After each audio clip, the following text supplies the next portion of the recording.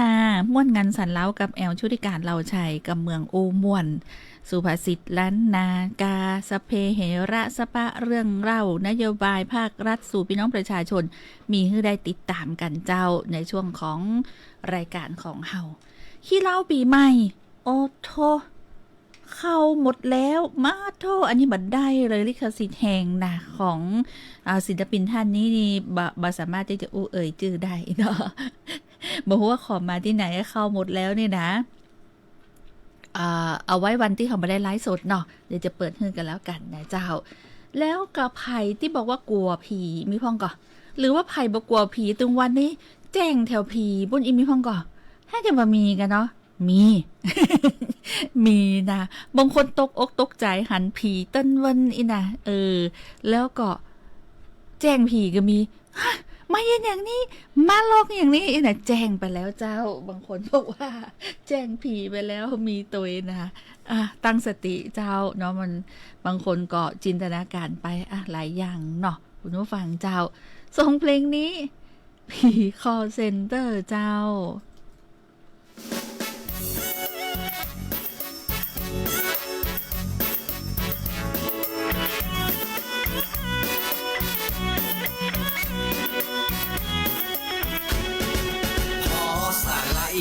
อ่านว่าผีบอดี้อ่านอย่างอื่นอ่านแล้วจะต้องตกใจตื่นถ้าผ่านเมื่อคืนแล้วจะต้องลงผี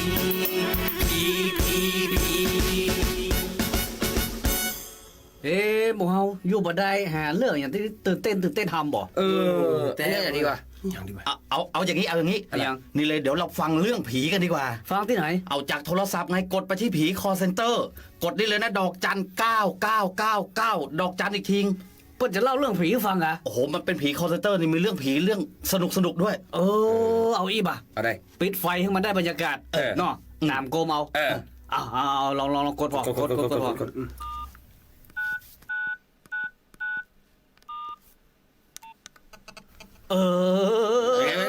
ครับแล้วเฮ้ยตีละเปิดแฮนฟี่เปิดแฮนฟี่เปิดแฮนฟี่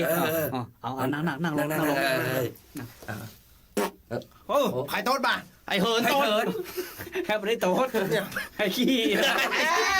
ล้างเงาป่ะเปิดไฟ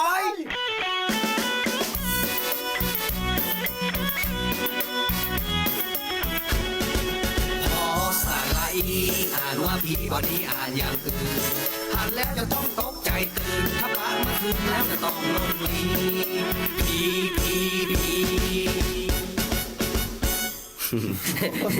เหินคิงมาโต๊ะเห็นแล้วเนาะเรียบร้อยแล้วเรียบร้อยเนาะเปิดฟังให้ฟังกันฮะสวัสดีเจ้าผีคอเซ็นเตอร์ยินดีต้อนรับเจ้าอยากฟังผีไทยกด1ผีฝรั่งกด2ผีจีนกด3เฮ้ยนี่เลยกด1เลยฟังผีไทยฟังผีไทยเนาะโอเคกด1ผีปกกะลงกด1ผีม้าบ้องกด2ผีตายทั้งกลมกด3โอ้นี่เลยเหินนะเอาฟังผีตายทั้งกลมเลยกด3น่ากลัวผีตายทั้งกลมน่ากลัวผีตายทั้งกลมลูกป้าจายกด1ผีตายทั้งกลมลูกแม่ยิงกด2ผีตายทั้งกลมลูกแฝดกด3นั่นเตอแล้วไม่ได้จะได้ฟังสักเตื้อเนี่ยโอ้ใจเย็นๆเด็กของดีเดี๋ยวก็ได้ฟังเหินก็มันเมินเกินสตางค์ให้จะเสี่ยงเนี่ยก็เดี๋ยวได้ฟังเองแหละนี่มาเมินแต่เมินแหวอีล่ำมาเหลือนั่นขี้เม็ดทำระเบิดเอาละเปิดไฟ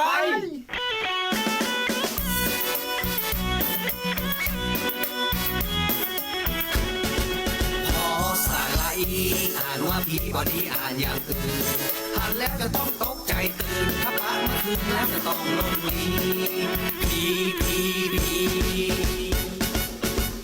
โอ้ยมาเมินแต่เมินว่าบ่ได้จะได้ฟังน่ะเขาฟังผีกว่าเขาฟังเขาขี้กว่าเขาขี้นี่มีเด็กฟังผีตายทั้งกลมลูกแฝดป้าจายกด1ผีตายทั้งกลมลูกแฝดแม่ยิง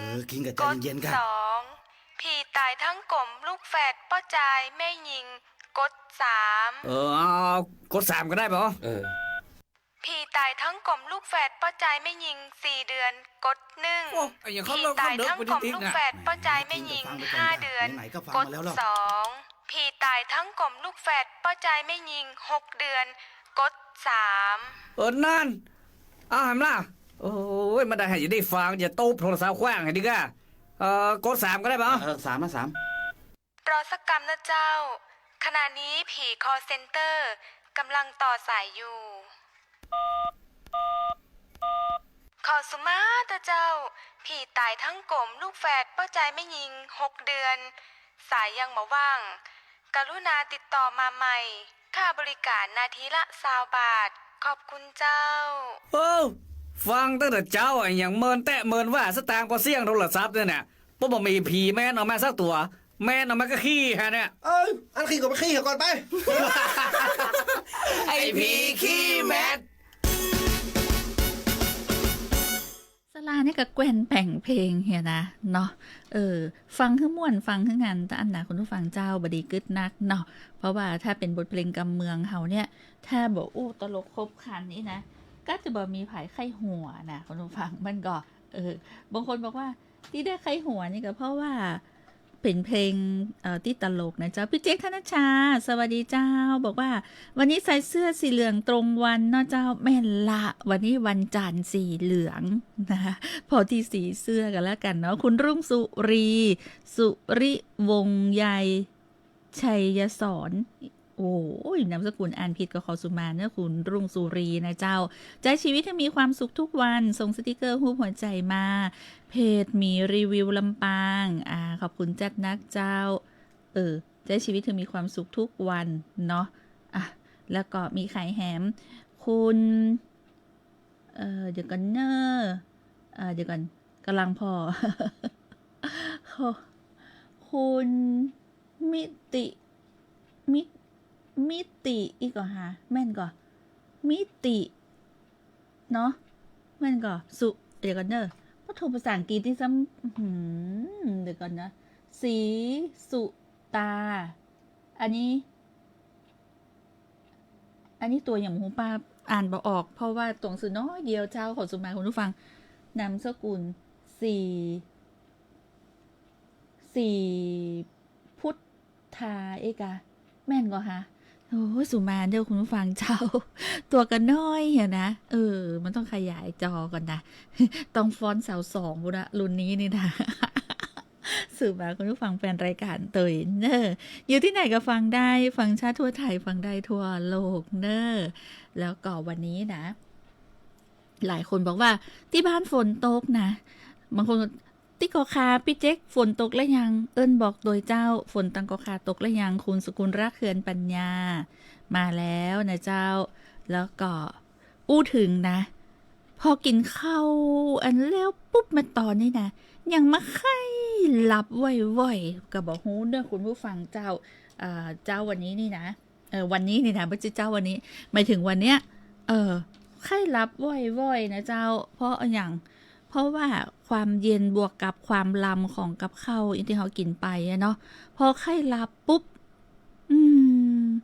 ห้ามฝืนนะต้องหลับเลยเนาะ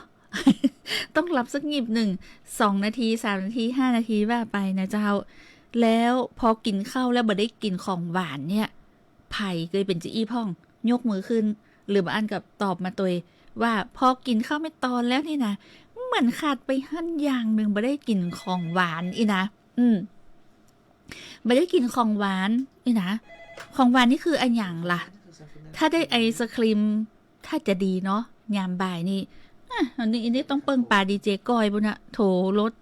ห้องรถไอศครีมมาที่สวทอีนะก็จะได้กินกัน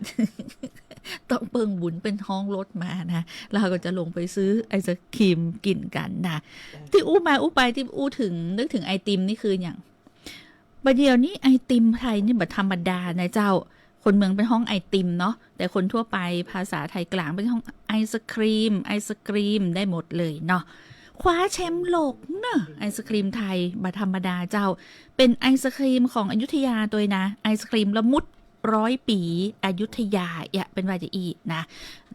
แล้วก็บัดเดียวเนี่ยเปิ้นก็หนุนเนาะในส่วนของรัฐบาลหนุนต่อยอดภูมิปัญญาท้องถิ่นสู่ซอฟต์พาวเวอร์ไทยบนเวทีโลกตัวนะเจ้าซึ่งรัฐบาลก็ชื่นชมแสดงความยินดีกับไอศครีมละมุด100 ปีบ้านใหม่ซึ่งพัฒนาโดยนายวัชรพงษ์ระดมสิทธิพัฒน์หรือ นายกอุอินะเจ้าจากจังหวัดพระนครศรีอยุธยาที่คว้ารางวัลชนะเลิศอันดับ1ของโลกสาขาไอศครีมบนเวทีเจอร์แมนอวอร์ด 2024 ณ กรุงลิสบอนประเทศโปรตุเกสถือเป็นความสำเร็จอย่างยิ่งใหญ่การยกระดับวัตถุดิบพื้นถิ่นไทยสู่ซอฟต์พาวเวอร์ด้านอาหารระดับโลกเจ้าซึ่งรัฐบาลพร้อมสนับสนุนชุมชนท้องถิ่นทั่วประเทศพัฒนาสินค้าและบริการสร้างแห่งดึงดูดใหม่ของการท่องเที่ยวและอุตสาหกรรมอาหารเจ้าเพื่อขับเคลื่อนไทยสู่การเป็นคำว่าขับเคลื่อนไทยเนี่ยสู่ศูนย์กลางด้านซอฟต์พาวเวอร์ของอาเซียนในอนาคตเจ้าพออู้ถึงไอศครีมนี่เนาะใครอยากกินไอติมมันเอานะไอติมที่เป็นแท่งที่ว่าหมุนไปหมุนมาที่เป็นถังกลมๆนี่ก็บอกค่อยได้กินเนาะถ้านึกอยากนี่ต้องปุ้นไปแถวหน้าวัดศรีเกิดเองนะปุ้นนะบัดเดียวนะตะกอนนี่เหมือนว่าจะถูกนะบัดเดียวนี่เป็นแท่งละ5 บาทนะไอ้ไม้เคยกินก่อนไอศกรีมหมุนเกยนะ5 บาทแล้วนะถ้าจำบ่ผิดแล้วมันจะห่อกระดาษหนังสือพิมพ์เป็นองค์ความรู้เป็นภูมิปัญญาไผ่บอกน้องแอลพ่องเป็นอย่างจะต้องใจถุงหรือว่าใจกระดาษหนังสือพิมพ์ห่อนะไผ่บ่ต้องฟังต้องหีบนะพี่ต้องห่อกระดาษหนังสือพิมพ์นะมาถึงสถานีจี้แบบบะมีละลายก็เป็นเรื่องที่น่ากึดเนาะคุณขวัญพี่ชัยสวัสดีเจ้าพี่เจ๊กธนชาฝนตกปล่อยๆแล้วเจ้าแต่หยุดละอีนะตกหยุดอีเนาะแล้วก็ต้องติดตามข่าวสารพยากรณ์อากาศตัวเนอสื่อสินเทียนล้านนานอกจากจะอู้จาภาษาล้านนากำเมืองบ้านเฮาฮือได้รับรู้รับทราบข้อมูลข่าวสารแล้วเรื่องของพยากรณ์อากาศแต่เจ้านี่บอกในช่วง 6 โมงเช้าแต่ตอนเนี้ยอุณหภูมิ32 องศาเซลเซียสเป็นอากาศที่เหมาะสำหรับฝนตกเลยนะเพราะอย่างพอฮ้อนปุ๊บเนาะไปกระทบอันนั้นอันนี้เนี่ยเป็นเมฆเป็นฝนตกลงมาแต่ว่าถ้าตกดีๆงามๆนี่ไผ่บอกว่านะแต่ห้ามเอาพายุเอาอันอย่างที่เป็นสาธารณภัยเนี่ยบ่เอาเนาะวันที่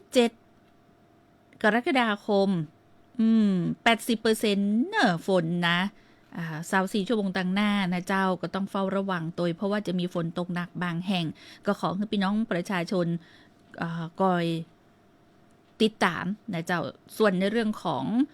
พายุโซนฮ้อนที่กำลังแห่งดานัทนี่นะเจ้าบริเวณเกาะไต้หวันเนี่ยก็คาดว่าเคลื่อนขึ้นฝั่งทะเลจีนใต้ในช่วงวันที่ 8-9 กรกฎาคมนี้พายุนี้จะอ่อนกำลังเป็นพายุดีเพรสชันหย่อมความกดอากาศต่ำกำลังแห่งในระยะต่อไปแต่ว่าพายุนี้บ่ได้เคลื่อนเข้าสู่ประเทศไทยและบ่ส่งผลกระทบโดยตรงต่อลักษณะอากาศของประเทศไทยเฮาเจ้าภาคเหนือเที่ยงวันนี้จนถึงเที่ยงวันพุธคุณผู้ฟังเจ้ามีฝนฟ้าคะนอง70%ของพื้นที่มีฝนตกหนักบางแห่งตัวเนอร์แล้วก็ติดตามข่าวสารจากส่วนราชการหรือว่าจากอุตุนิยมวิทยาเนาะที่เป็นพยากรณ์อากาศประจำวันหรือว่า7 วันตั้งหน้าอันนี้ติดตามได้นะเจ้าคุณขวัญพี่ชายบอกว่าพี่แอลเป็นคนสวยมากครับผมแล้วก็ขอเพลงลุงใจจากผู้บ่าวบ้านใหม่ลุงใจนี่เพลงอย่างนี้เนาะสวัสดีครับพี่แอลขอบคุณจัดนักเจ้า8-11นะเจ้าทักกาสเปลสซอฟต์พาวเวอร์ฟอรัม2025นะวันนี้เป็นที่7ละวันพุธงานก็จะเริ่มแล้วนะเจ้าที่ศูนย์ประชุมแห่งชาติสิริกิติ์ฮอลล์ 1-4 จันจีนะเจ้าเข้าไปพองานนี่ฟรีเนาะ8-11กันอยู่ในช่วงของวันหยุดยาวพอดีเจ้าเนาะไผ่ที่จะไปในช่วงวันที่10-11อีกก็ได้เลยนะเจ้ากินแล้วเรียบร้อยเจ้าคุณขวัญพี่ชัยบอกว่าพี่แอวกินข้าวหรือยังครับผมกินข้าวแล้วครับผม ขอบคุณเจ้าเดี๋ยวจะซ้อฮือเพลงลุงใจนะเดี๋ยวคือดีเจไม้เป็นซ้อฮือเนาะลุงใจไอแซมฮะเนาะเจ้าทักกาสเปลสซอฟต์พาวเวอร์ฟอรัม2025บดีลืมเนอะ8-11 กรกฎาคม2568หรือว่า2025นี่ละนะเจ้าที่ศูนย์การประชุมแห่งชาติสิริกิติ์ฮอลล์ 1-4 จันจีนะเจ้ากับงานนี้ผาดบัดใดสุดยอดสปิกเกอร์สุดยอดของสุดยอดนะเจ้าก็จะมีในงานนี้เนาะเพราะว่าเป็นการเปิดโอกาสนะเจ้าเป็นการเปิดโอกาสคือคนเก่งนะได้แสดงฝีมือเลยนะสำหรับงานสเปรดนะเจ้า Soft Power Forum 2025ที่จะมีขึ้นในวันพุธนี้แล้วเนอะจนจวนนะเจ้าไผที่อยู่ใกล้ศูนย์การประชุมแห่งชาติสิริกิติ์ไปได้เลยงานฟรีเจ้าฮอ1-4 จันจีเนอะคุณผู้ฟังเจ้า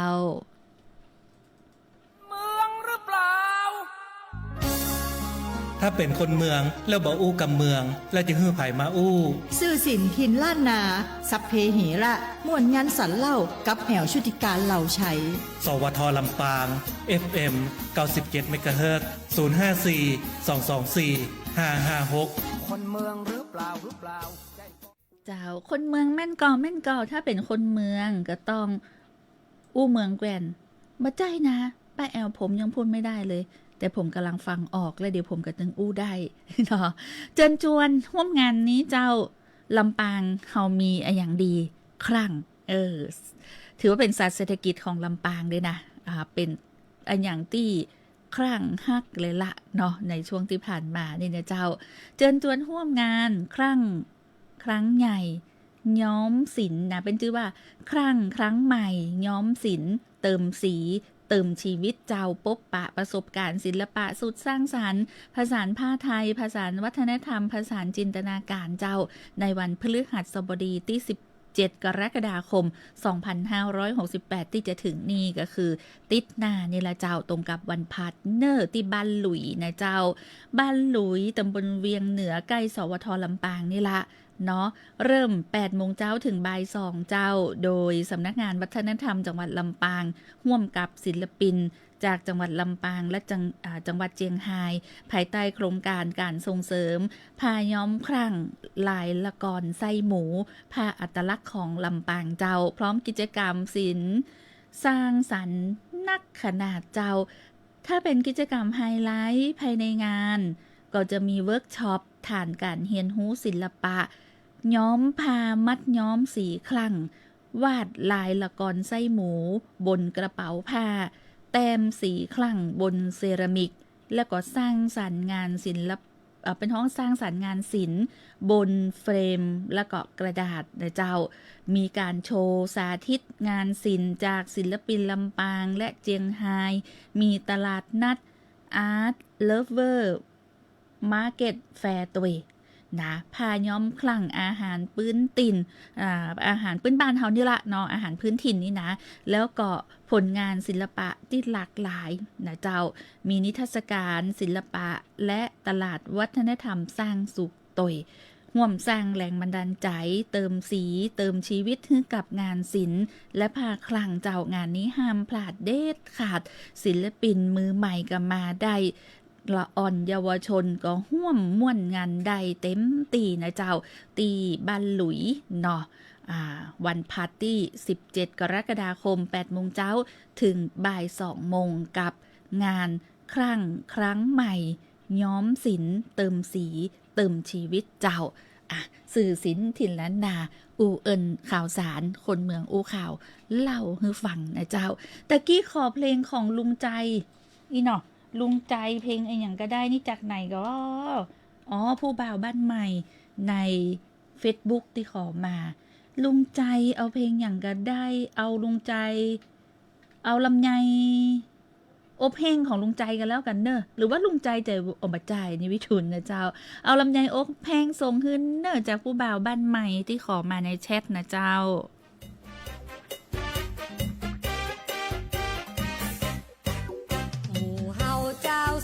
ลำใหญ่จะร่วมใจจับมือประสานจะอบแห้งขายรัฐบาลก็หลุดลุ้นเงินทุนงบประมาณจะไหว้วานช่วยเหลือกันไปแชมป์อยู่ก็แชมป์โหแล้วไผ่มาห้องกันไหนหมอโอ้พ่อหัวมันลำไยอบแห้งแต่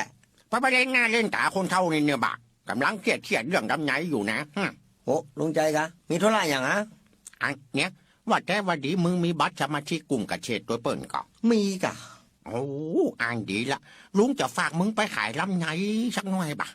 บ่ได้มันผิดกฎระเบียบเปิ่นลุงใจได้กะบ่ได้นะบ่ได้นะอันลุงคือมึง5 ปันออก ฮะอันก็จะลองหาวิธีกันเนาะก็อาจจะได้ พี่กา หวานไอ้แซมละ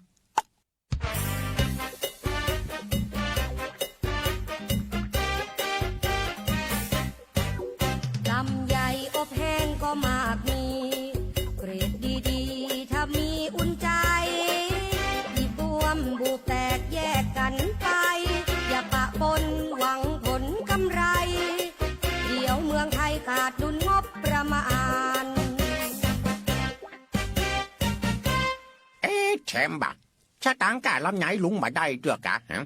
ก็ยังมาได้เตือนะเกตมันบาดดีนะลุงใจมันบาพานน่ะ มันเป็นจะได้บ่ผ่านแชมป์ ก็เขาเอาอีบ้วมอีแตกศูนย์กันไปพอกน่ะเปิ้ลบาเส้นใบปะทวนเฮือแล้วลุงใจมีตัวเปิ้ลพองกะ ก็มีพ่องอีกเนาะเนี่ยได้มันปีแล้วก็ลำไยก็ยังมีหันอยู่กับชูนกันไปนะกะ มันก็ต้องมีการย่ำตีนกันพ่องวิ่งเต้นกันพ่องนะลุงใจแบบเดียวอ่ะ กะลุงคือมึงถึง5 ปันละโลแชมป์ แต่มันจะไปป้ออย่าง5 ปันนะมันกล้าบัตรสมาชิกเขาลูก เอาอีกลุงคือมึงแถม2 ปันเป็น7 ปันเนาะ แน่ใจ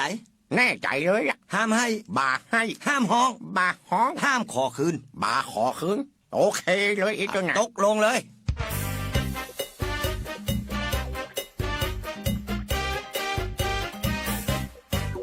โชคดีมีรัฐเขาเกื้อกูล แต่นายทุนหัวฉลาดฟาดไปขายบ่มีสวนมีแต่ทุนหมุนสบาย ยืมบัตรยืมชื่อถือกันไป ยืมใบประทวนเจ้าสวนแทน โอ้แชมป์วันนี้ชะตางถ้าจะออกนักพอคนนะนั่งรอกันเป็นแลบจ้ะ ใจเย็นๆรอประจำคิวกะ เนี่ยอันขอพ่อใบประทวนนะของลุงได้แต่ใดก็วันนี้ นี่รอ250,000กันเนี่ย หา250,000ก่อนกะโอ้โตดีแท้อันมึงมักหลับงัวไว้หลับควายบ่ะแชมป์เดี๋ยวลุงไปชื่อบ่ะ หลับงัวหลับควายก็ศูนย์กันไปเลยกับเงินถึง250,000กันน่ะ ต่อไปนี้ขอเชิญนายแซมสู้ซ่ามารับเงินทั้งหมด แชมป์ไปบ่ะหลับบ่ะ จำนวนเงิน 250,000 บาท หักหนี้เก่าย้อนหลัง3 ปี พร้อมดอกเบี้ย จะเหลือเพียง 250 บาทครับ โอ้โหอันยังเหลือ250 บาทเนี่ยบ่ะแชมป์ฮะ ก็สตางค์เฮานะกับลุงใจ250อ่ะเพราะว่าเฮาเป็นหนี้เพิ่น3 ปีบัดได้จ่ายถึงต้นถึงดอกเพิ่นหาไปก็ถูกเลยโหล ก็มันนี่มึงลูกมันมาใจนี่ลุงลูกแชมป์ โอ้จะไปอุนักเอาไป50ผมมา200แล้วกันฮะ โอ้โหเนาะมึงเป็นนี่เปิดแล้วมึงยังมาบอกให้กูไอ้แชมป์ฮะ ก็ถ้าผมบอกผมก็จะไปได้7 ปันนะกาลุงยังสัญญากันแล้วว่า ห้ามให้ห้ามห้อง ห้ามขอคืน กูบ่ได้ให้ขอคืนเนอะกูให้กูเจ็บใจลำไยอบแห้งกูเนาะเอากูมาแห้งแต่ละเนี่ยเนาะ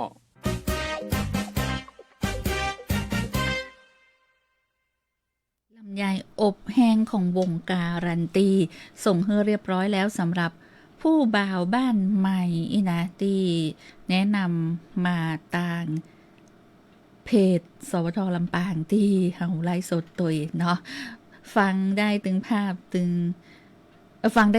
อีนะ อูหลังเป็นหน้าฟังได้ถึงเสียงแล้วก็พอภาพได้ตัวขอบคุณจัดนักนะเจ้า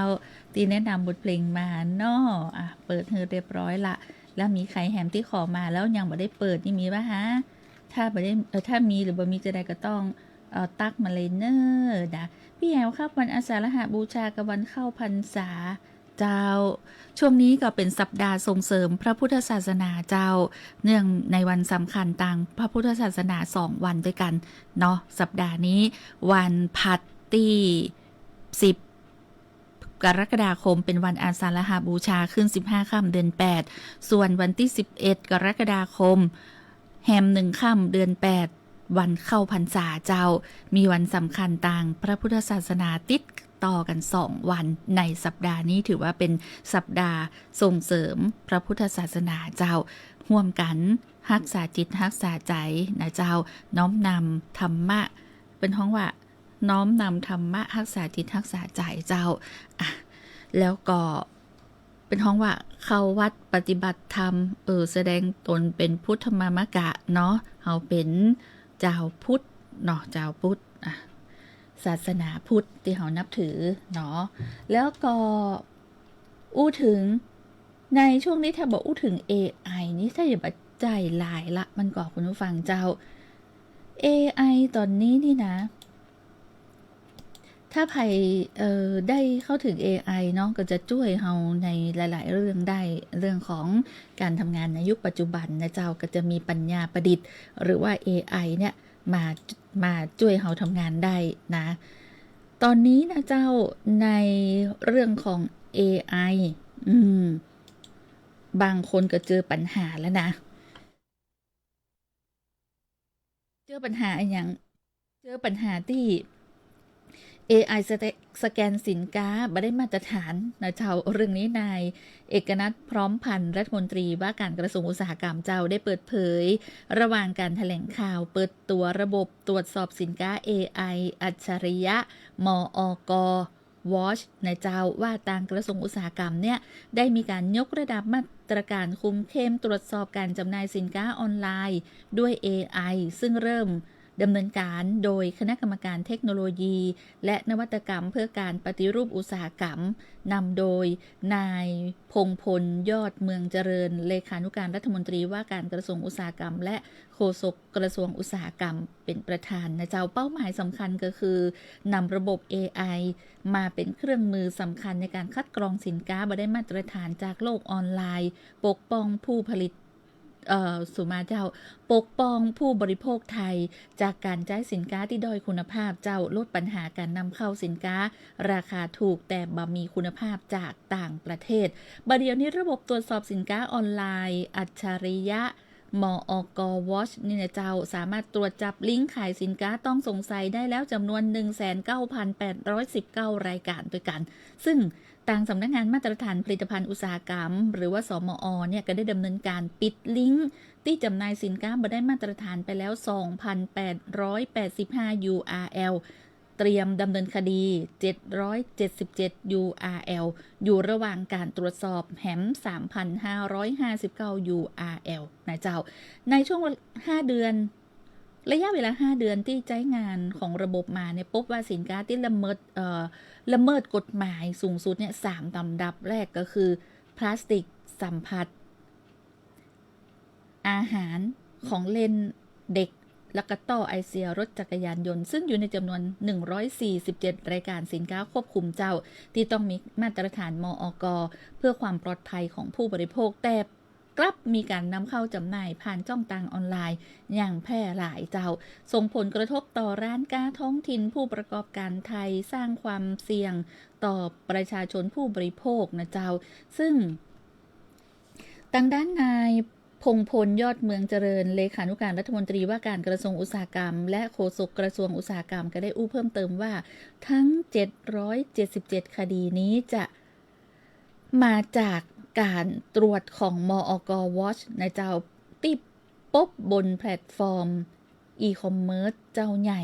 โดยมาจากแพลตฟอร์มสีม่วงจำนวน529คดีแพลตฟอร์มสีส้ม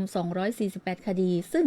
หลังจากนี้เราจะดำเนินคดีตามกฎหมายขั้นเด็ดขาดเพื่อคุ้มครองผู้บริโภคฮือได้รับสินค้าที่มีคุณภาพปลอดภัยและลดการนำเข้าสินค้าด้อยคุณภาพจากต่างประเทศเจ้าซึ่งกระทรวงอุตสาหกรรมเตรียมยกระดับมอก. Watch 1.0 เพื่อมีประสิทธิภาพนักยิ่งขึ้นในเวอร์ชั่นต่อไป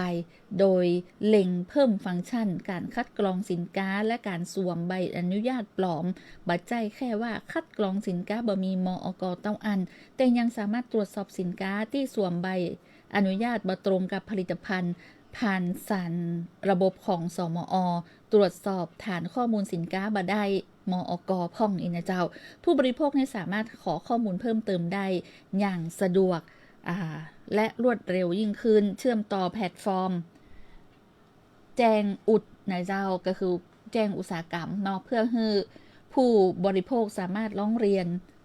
ลิงก์ที่จำหน่ายสินค้าบ่ได้มาตรฐานเข้ามาได้ทันทีและพร้อมผนึกกำลังเจ้าหน่วยงานพันธมิตรแชร์ฐานข้อมูลและเทคโนโลยี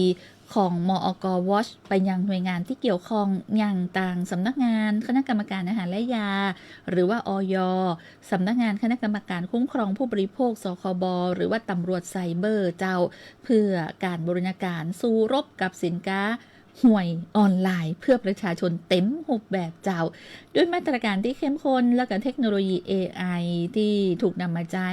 ของต่างกระทรวงอุตสาหกรรมนะเจ้านำโดยรัฐมนตรีเอกนัทพร้อมพันธ์มุ่งมั่นที่จะทำให้ประเทศไทยเนี่ยบัดใจตลาดสำหรับสินค้าด้อยคุณภาพแห่งต่อไป แต่จะเป็นตลาดที่เต็มไปด้วยสินค้าที่มีมาตรฐานและปลอดภัย เพื่อประโยชน์สูงสุดของประชาชนและก็คือต่าง SME ผู้ประกอบการไทย ยังได้แข่งขันในกติกาที่เป็นธรรมตัวนะเจ้าอันนี้ก็ลุยต่อเนาะลุยต่อกับการ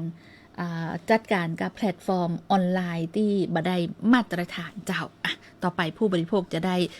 ใช้สินค้าที่ตรงปกและก็มีคุณภาพเจ้าขอบคุณสติกเกอร์จากคุณขวัญพิชัยเนอะที่เอิ้นมาถึงกันนะเจ้าในช่วงของสื่อศิลป์ถิ่นล้านนาในวันนี้เนอะแล้วคุณผู้ฟังท่านอื่นๆที่กำลังเข้ามาคุณมะลิแก้วนะเจ้าคุณเจตคุณเจตโดยคุณพิมพาอุ่นแก้วคุณวรรณิสาชายบุตรนะเจ้าคุณสุริรัตน์แก้วธรรมชัยคุณสมชาย คุณสมชายมะโนตาเนาะปลานินพเนจรนะเจ้าขอบคุณจัดนักเนอร์มีไข่แหมที่บ่ได้อู้อันนี้ก็ขอสุมาตุยนะเจ้าส่งเพลงต่อไปให้กับคุณผู้ฟังได้ฟังกันบางคนบอกว่าเนี่ยจะได้ดีนะปีเป็นบอกว่าเนี่ยติดนี้เป็นวันสำคัญทางพระพุทธศาสนาตั้งใจว่าแล้วนะจะเลิกเล่าเข้าพรรษานี่นะ3 เดือนบ่ได้ สั้นกว่า9 เดือนเนาะตั้งจิตตั้งใจจะได้ก็ขออนุโมทนาบุญในความตั้งจิตตั้งใจในการงดเล่าเข้าพรรษานี้ตัวเจ้า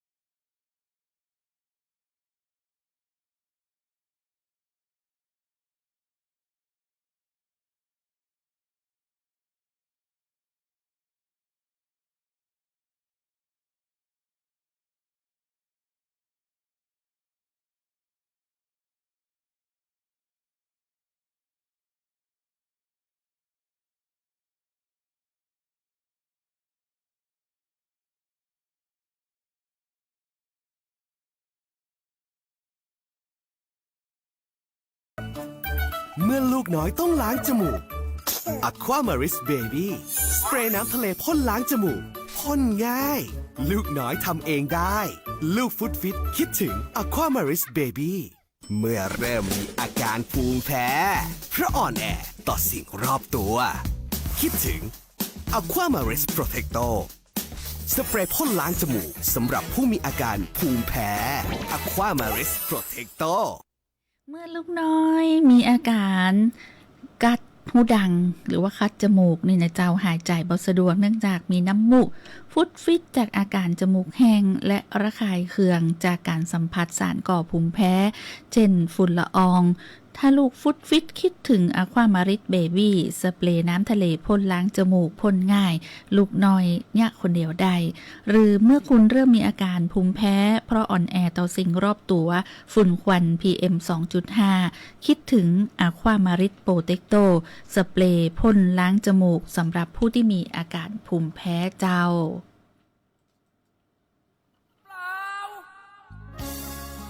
ถ้าเป็นคนเมืองแล้วบ่อู้กับเมืองแล้วจะฮื้อไผมาอู้ ซื่อสินทินล้านนาสัพเพเหระม่วนงานสันเล่ากับแอวชุติการเหล่าชัยสวทลำปาง FM 97 เมกะเฮิรตซ์054 224 556คนเมืองหรือเปล่าคุณผู้ฟังกำลังติดตามรับฟังสื่อศิลป์ถิ่นล้านนากับสวทลำปาง FM 97 เมกะเฮิรตซ์เจ้าแม่นอมมาแล้วแม่นอมฟูปิง รายงานตัวเจ้าน้องแอลนะมาจ้าแต่ก็มานะแม่นอมนะทางสติกเกอร์รูปหัวใจเบอร์เลยนะรายงานตัวเจ้าน้องแอลแม่นอมฟูปิง FC บ้านแม่กงเนี่ยเจ้าคุณขวัญพี่ชัยที่โอ้แสดงว่าถ้าจะอยู่จุ่มจาปื้นกันล่างไหนตังใดฮะหรือว่าปื้นเก้าไม้เนาะ ขอบคุณจัดนักบอกว่าฟังนี่จากวัดบ้านใหม่ครับอีนะขอบคุณเจ้าเนาะแล้วก็มีใครแหมช่วงนี้ฝนฟ้าตกลงมาที่ไหนดังใดพ่องก็เอิ้นบอกกันเนอคุณลุงสุรีพี่เจ๊กธนชชาใจชีวิตให้มีความสุขทุกวันไปแล้วเนาะมีรีวิวลำปางมีคนกดเลิฟเพื่อตัวอยู่คุณวันศรีมณีรัตขอบคุณเจ้าคุณแสงเดือนถาตุ้ยแล้วก็คุณรุ่งสุรีสุริวงศ์ใยชัยสอนนี่นะขอบคุณจัดนักเจ้าปานินพเนจรแล้วก็มีใครแฮมที่คุณวันนิสานะเจ้าคุณเบญญาภานะเจ้าสาวงามของเทศบาลนครนะเจ้าขอบคุณนะเจ้าน้องนุ่มเบญญาภาเข้ามาตัวเนาะแล้วคุณการุณเนาะคุณการุณมีใครแหมนอที่บ่ได้อู้ถึงก็ต้องขอสุมาตัวกันแล้วกันแต่ขอบคุณทุกเสียงทุกสายขอบคุณทุกข้อความขอบคุณทุกหุบเป็นท้องว่าหัวใจที่กดไลค์เบิ้ลมานี่นะ ทั้งกดไลค์กดเลิฟนะเจ้าขอบคุณจัดนักเจ้าวันนี้สื่อสินทินล้านนาต้องนำรายการจากลาคุณผู้ฟังแต่เพียงตัวอีวันพูกมาปะกันแห่งใหม่เนาะบ่าย2 โมงจะอีจนถึง3 โมงนะเจ้ากับแอลชุติการเราชัยเจ้าสวทลำปาง FM 97 เมกะเฮิรตซ์ลาด้วยบทเพลงที่ทุกคนถือว่าลืมกระเป๋าสตางค์ก็ลืมได้นะแต่ถ้าลืมมือถือนี่จบเลยอีนะลาด้วยบทเพลงนี้เนอะมือถือเจ้าสวัสดีเจ้า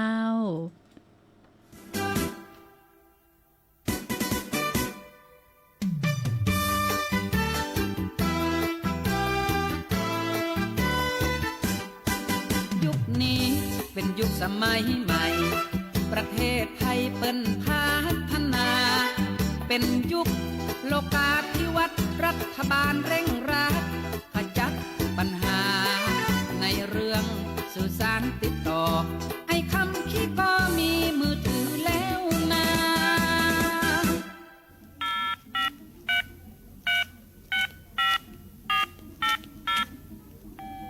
หมายเลขที่ท่านเรียกไม่สามารถให้บริการได้กรุณาติดต่อใหม่ภายหลัง Sorry this number is not เพื่อนคำนี่มันอย่างไรวะก็ว่าเบอร์มันถูกตัดไปแล้วบ่ใจกะแล้วมันยังให้เบอร์มือถือเขาไว้เนี่ยหาว่าโทรได้ตลอดเวลาแต่เจ้าก็ยังหันมันโทรอยู่มันจะโทรอู้ไผ่มาดไอ้เพื่อนคนนี้มันเหลือหลายตอนแน่สาวๆซ้ำให้ อู้ธุรกิจเงินแสนเงินล้านปุ่นเขาหันมาหลายคนแล้วอย่างอี้นะนึกว่ามีก็คนอื่น เป็นว่ามาเจอไอ้คำเปื้อนเขาในแถมคนน่ะ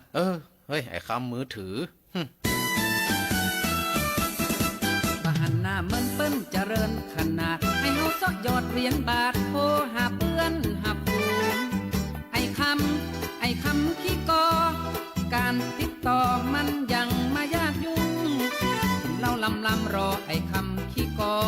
เอาโทรติดต่อเจ้าของร้านปอจะดุ้งไอ้คำนี่มันได้กันเว้ยนัดมันเป็นนัดเลยนะไอ้เนี่ยมาสักเตื้อนี่กะเอาอย่างเพิ่มมันก็อ้าย อ๋อมันเป็นอย่างหรอกน้องเนี่ยเล่ามากับมีอยู่ถ้าอย่างหมดแล้วจะสร้างกันแล้วกันเนาะ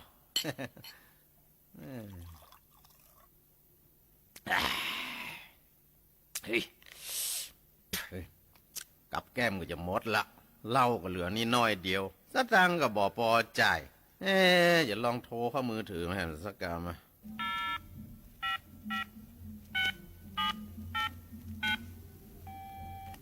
ฮัลโหลติดได้เฮ้ยฮัลโหลท่านกำลังเข้าสู่บริการรับฝากข้อความ Welcome to voicemail system นี่แต่เอาแถมแล้วไอ้คำเบิร์ดก่อระงับการใจเบิร์ดก่อฮื้อฝากข้อ